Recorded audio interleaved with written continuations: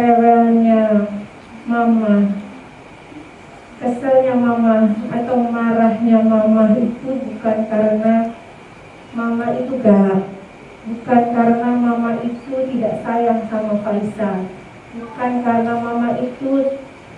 terlalu protektif kepada Faisal, bukan mama tidak percaya sama Faisal, bukan, karena semata-mata mama itu sayang banget sama Mas Faisal.